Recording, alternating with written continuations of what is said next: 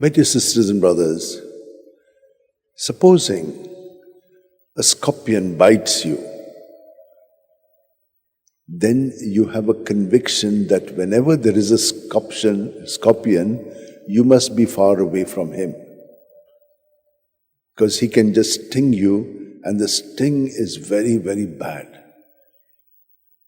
You know what it is like. So there is a conviction. But if there's someone else who has not had such an experience, will not be so frightened or so scared. What conviction do you have of Jesus? That conviction is based on an experience. What experience do you have of Jesus? Is it only in the head? You know many things about Jesus, but is it in the heart? Is it something that convinces you? I'm sure it does. You are here because you believe that Jesus is present here. Not only here, He is present in all of us. Because wherever 2 or 3 are gathered in His name, He is the body and we are His parts. So there are many convictions like this that we have. Today, saying, are you in accord with His will? How will we be? We have got our mind, our thought, and our thinking very often comes from an experience that we have, our convictions. But one of the things that we need to do is constantly surrender our thoughts and feelings. Why? Because they need to be purified. How do they get purified? The more we lose them in Jesus, He takes it away and He purifies our thoughts and our feelings. And He makes us conform to Him because each one of us is part of His body. And we become that unique person in Jesus.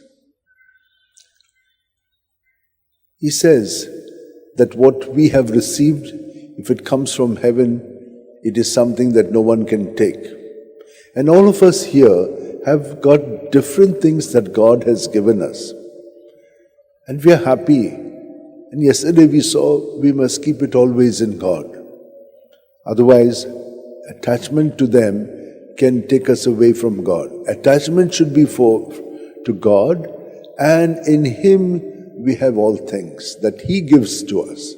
And we are grateful to them. This is how our life has to be lived. He has to increase in us, we have to decrease in ourselves.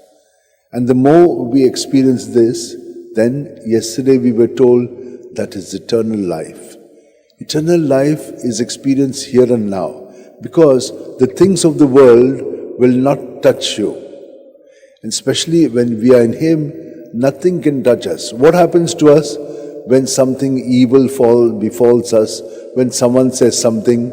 We are not remaining in Him. We must keep it in Him, and you will see that you will transcend whatever they have said, whatever they have done. Nothing can touch us. Only He, when He touches us, we are made pure. We know all these things. Let us in this Eucharist have that deep experience, because He has laid down His life for us, and that's what we celebrate. He has died for us so that we may live fully in Him, and He comes into our hearts and strengthens that union in the communion. Let us now hold our hands together. As we breathe, let us experience Him filling us from our toes right up to our head in every cell, organ and system of our body. And everything in us is filled with Him. Let us empty it all out and keep it in Him so that we be purified and we become more and more genuine, the persons that we are meant to be in Jesus. Let us celebrate our uniqueness, each one of us in Jesus, and make an offering of ourselves with this bread and wine so that we will be transformed reformed and conformed to Jesus. Amen.